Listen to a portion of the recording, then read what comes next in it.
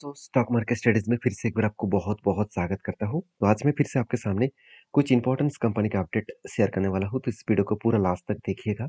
और इस वीडियो के अंदर जितने सारे कंपनीज के बारे में चर्चा करूँगा, वो सारे के सारे एजुकेशन पर्पस में होगा। तो फर्स्ट जो कंपनी है जिसके बारे में बात करूँ, उसका नाम है इन्फो एज। देखिए इन्फो एज के ऊपर जब एक बिग करेक्शन हुआ था, जब इसका मतलब वैल्यूएशन जो है वो हाई लेवल में था, तब इस कंपनी के ऊपर एक बिग करेक्शन हुआ था। तब बहुत सारे लोग मुझे कमेंट्स कर रहा था कि अभी इस कंपनी फिर से वापस नहीं आ पाएँगे। तभी मैंने आपको बताया था कि इस कंपनी में शायद आपका दम के बारे में पता नहीं है, कि कंपनी में कितना पोटेंशियल है।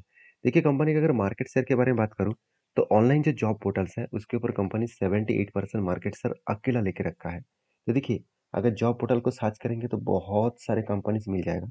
उनमें से अकेला यही कंपनी अकेला 38% मार्केट शेयर लेके रखा है। उसी तरीके से अगर आपको यहाँ पे देखा जाए तो 13% का ऑनलाइन जो मतलब जो मैट्रिमोनियल पोर्टल है, उसके ऊपर 13% मार्केट शेयर लेकर कंपनी काम कर रहा है। उसके साथ-साथ अगर देखा जाए तो ऑनलाइन रियल एस्टेट का जो बिज़नेस है, उसमें 38% का रियल एस्टेट का बिज़नेस कर रहा है। तो बेसिकली कंपनी का जो बिज़नेस है, वो बहुत स्ट्रॉन्ग है और इस स्ट्रॉन्गनेस के कारण कंपनी कितना भी गिरे, तो वो वैल्यूएशन के बेसिस में गिरा था, कभी न कभी वो रिकवरी करेगा। तो सही में इसका वैल्यूएशन किस तरह है, चलो एक बार मैं आपको दिखा दूँ, तो कंपनीज़ के ऊपर कंटिन्यूअसली गिरावट का माहौल इसीलिए हुआ क्योंकि इसका वैल्यूएशन जो है, वो एक टाइम चला गया था करीबन-करीबन 3,460 मतलब 60 रुपीज़ के आसपास। तो सोचिए, ₹1 कमाने के लिए 3,460 रुपीज़ से ज़्यादा देना क्या सही होगा? बिल्कुल नहीं। तो कंपनी वहाँ से बिग क्रैश हुआ और कहाँ तक आया? कोविड के टाइम में जो लेवल था वही लेवल में। अभी देखिए इसका एवरेज पी रेशियो कितना है? 130 और कंपनी का करंट पी रेशियो कितना है? 140। तो मतलब कंपनी वही लेवल में है, कंपनी के एवरेज लेवल के आसपास। तो कंपनी का ये जो लेवल है 130 100 रुपीज़ के आसपास, ये जो रेंज है, यही रेंज कंपनी के लिए एक देखा जाए तो एक ऐसे रेंज बना, जिस रेंज के बेसिस में कंपनी वैल्यूएशन को सस्ते के हिसाब से देखते हैं।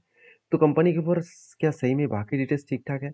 अगर मैं क्वार्टर रिजल्ट के बारे में बात करूँ तो 9 तारीख को इसका रिजल्ट आएगा, उसके बाद पता चलेगा एक्चुअली कंपनी किस तरीके से काम कर रहा है।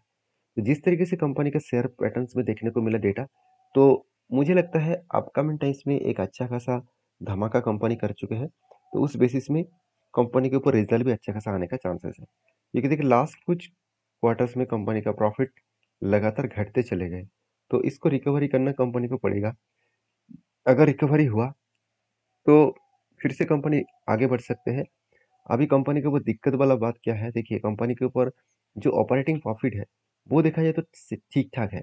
इस बार भी कंपनी हाईएस्टली ऑपरेटिंग प्रॉफिट जनरेट किया। तो प्रॉब्लम कहाँ पे है? प्रॉब्लम एक्चुअली देखिए कंपनी का अदर्स इनकम में है। कंपनी बिग लॉसेस यहाँ पे अदर्स इनकम में भी दिखाया और साथ ही साथ कंपनी इंटरेस्ट भी इस बार टैक्सेस भी टैक्स भी इस बार सबसे हाईएस्ट पेमेंट किया। तो इसके कारण कंपनी के ऊपर एक प्रॉफिटेबिलिटी जो ग्रोथ है वो कम होता देखने को मिला। अभी कहेंगे सर ऐसा क्यों किया जाता है? जब कंपनी ऑलमोस्ट लॉसेस में है, कंटिन्यूअसली गिरते चले जा रहा है, उस टाइम में तो डेटा अच्छा दिखाना चाहिए था, अच्छा खासा ग्रोथ कराने के लिए, ऐसे बिल्कुल नहीं। ये सब कुछ खेल है, बड़े-बड़े प्लेयर का खेल है। अच्छा खासा कर्जा दिखाकर, टैक्सेस दिखाकर, कंपनी का प्रॉफिट लॉस कम दिखाकर शेयर को नीचे लेके आएँगे। मतलब पैनिक सिचुएशन क्रिएट करेगा, जिसमें बहुत सारे लोग एग्ज़िट करके बाहर हो जाएँगे। शेयर नीचे आएगा, सस्ता होगा, उस जगह पे कम बड़े-बड़े इन्वेस्टर माल उठाएगा और उसके बाद आप देखिएगा बिग बाउंस दिखेगा, नेक्स्ट क्वार्टर में अच्छा खासा रिज़ल्ट भी आएगा, टैक्स भी कम होगा, सब कुछ ठीक होगा। तो कहने का मतलब है कि जो सिचुएशन बना है, उस सिचुएशन के बेसिस में कंपनी में देखिए, जो यहाँ पे बाउंस बैक किया देखिए, आप खुद ही देख सकते हैं किस तरीके से वो बाउंस बैक किए। यहाँ पे पैटर्न्स भी बना था, कुछ शोल्डर बने थे 2 बार, हेड बने, शोल्डर बने और फाइनली शोल्डर को ब्रेकआउट भी किया, रिटेस्ट किया, उसके बाद देखिए धीरे-धीरे करके हायर हाई बनते-बनते आगे बढ़े और कंपनी अभी जिस लेवल में गया है, वो इसका लाइफ टाइम हाई है। मैं पहले बोल बोल चुका हूँ, कंपनी के ऊपर कुछ भी हो, वो एक ना एक दिन वो यू टर्न लेकर ज़रूर लाइफ टाइम हाई को टच करेंगे।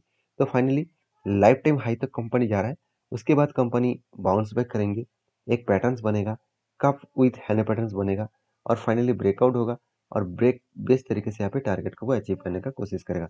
टारगेट मतलब एक लंबा जर्नी करने का चांसेस है। तो मैं इस कंपनी के ऊपर बुलिश हूँ, आपकी क्या राय है ज़रूर मुझे कमेंट्स करना। नेक्स्ट जो कंपनी उसका नाम है एक्साइड इंडस्ट्रीज लिमिटेड। तो एक्साइड कंपनी के ऊपर हर कोई एक्साइटेड है क्योंकि कंपनी जिस तरीके से खुद को रिप्रेजेंट किया, जिस तरीके से 2018 के लेवल को ब्रेक किया, 2018 से लेकर 2023 तक अराउंड आप बोल सकते हैं 5 ईयर्स, 5 ईयर्स में जो लेवल क्रिएट हुआ था उस लेवल को फाइनली जब ब्रेक किया तब कंपनी के ऊपर जर्नी स्टार्ट हुई। आप खुद ही यहाँ पे देख सकते हैं, अगर मैक्सिमम चार्ट पैटर्न ओपन करो तो आप देख सकते हैं 2018 में कौन सा लेवल था, करीबन 291 का, वही लेवल को यहाँ पे ब्रेक किया गया। उसके बाद देखिए कंपनी रिटेस्ट किया, उसके बाद बिग बाउंस। तो ये चीज़ों को आपको समझना पड़ेगा। देखिए पहले भी हिस्ट्री इसी तरीके से बना था। हिस्ट्री देखिए यहाँ पे भी होल्ड किया था, डाउन आया, ब्रेक किया, ऊपर गया, फिर से यहाँ पे भी होल्ड किया, उसको भी ब्रेक किया, फिर से यहाँ पे भी देखिए होल्ड किया, ब्रेक किया।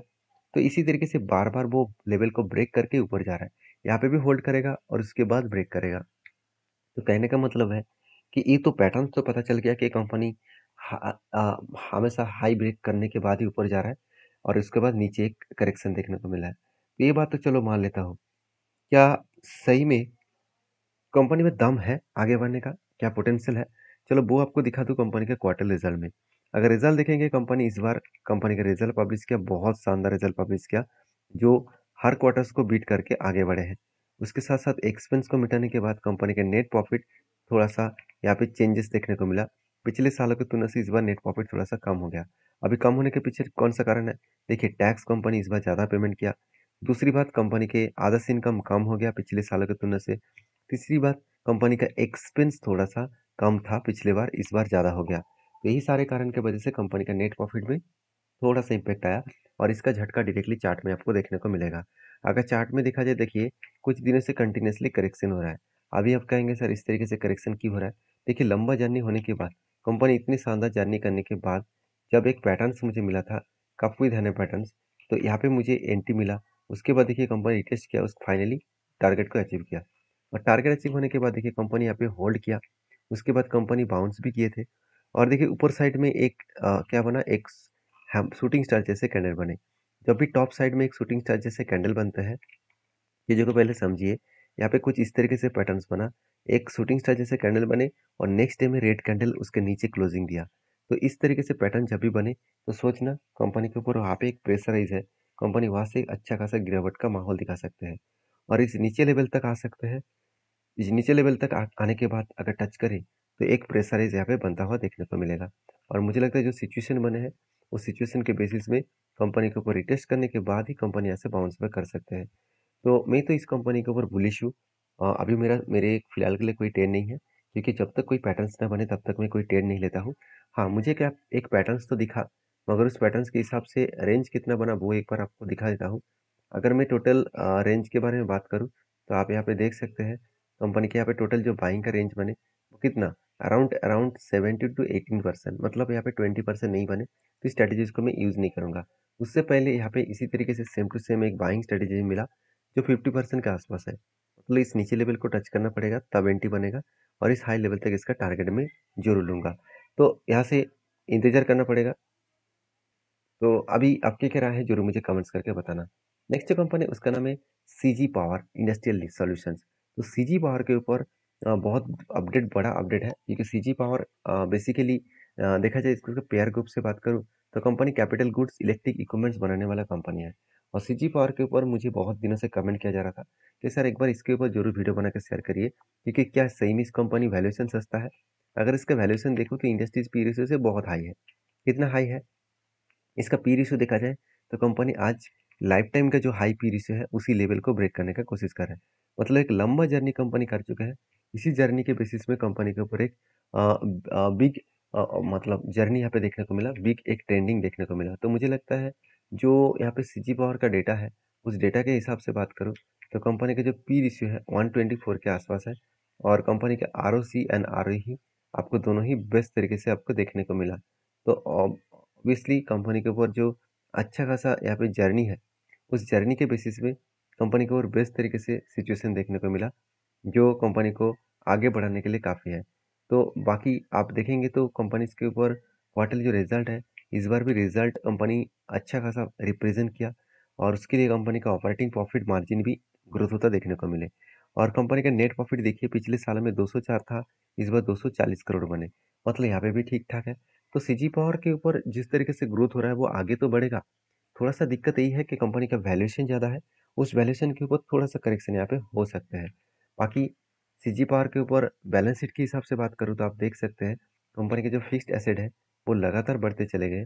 कंपनी के जो बोरिंग्स है वो लगातार घटते चले गए। ये सबसे ज़्यादा गुड पॉइंट्स है, क्योंकि कंपनी का कर्जा घट रहा है, मतलब कंपनी के ऊपर एक बेस्ट सिचुएशन आपको अपकमिंग टाइम्स में देखने को मिलेगा।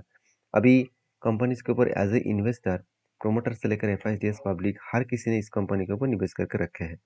जो लोग सोच रहे कि एफएस ने माल बेचा तो बाकी माल किसने खरीदारी किया, डीएस ने खरीदारी किया, मतलब एक इंस्टीट्यूशन ने माल बेचा, दूसरे इंस्टीट्यूशन ने माल खरीदारी किए। तो जो लोग इस सिचुएशन को समझे, इस डेटा को समझे, तो जरूर उस कंपनी के ऊपर कुछ ना कुछ डिसीजन जरूर ले पाएंगे। अभी सीजी पावर का मैं एक बार चार्ट ओपन करके दिखाता हूँ। सीजी पावर का मैं एक बार चार्ट एक बार आपके सामने ओपन करके दिखाता हूँ।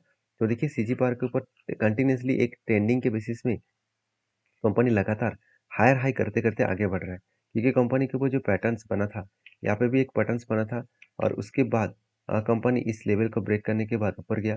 और देखिए फिलहाल के लिए कोई पैटर्न्स नहीं है, कंटिन्यूसली कंपनी भागते चले जा रहे हैं। हाँ, यहाँ पे अगर कंपनी रिवर्सल करे तो एक पैटर्न यहाँ पे बन सकते हैं छोटा मोटा, क्योंकि कंपनी के ऊपर यहाँ पे एक काप बनने का चांसेस है। उसके बाद अगर हैंडल पैटर्न बने तो कोई यहाँ पे डिसीजन बन सकते हैं।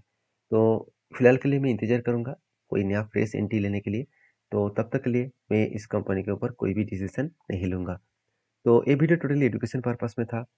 लास्ट तक वीडियो आपने देखे होंगे तो एक बार जरूर लाइक कर देना।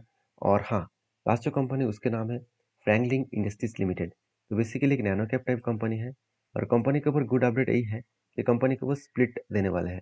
तो कंपनी देखिए 11 तारीख को, जनवरी के 11 तारीख को कंपनी एक के बदले 10 शेयर स्प्लिट दे चुके हैं। अभी कंपनी फिर 1:1 रेशियो का कंपनी यहाँ पे बोनस इशू करने जा रहा है। तो जल्द से जल्द एक के बदले एक शेयर फिर से एक बार बोनस देने वाला है। तो जो लोग बोनस पाना चाहते हैं, सिर्फ यही कंपनी नहीं, जितने सारे कंपनीज के बारे में डिस्कशन किया हूँ, सारे कंपनी के ऊपर एक बार रिसर्च करें, उसके बाद काम करें। वीडियो अच्छा लगे तो प्लीज़ लाइक करिए। Thank you.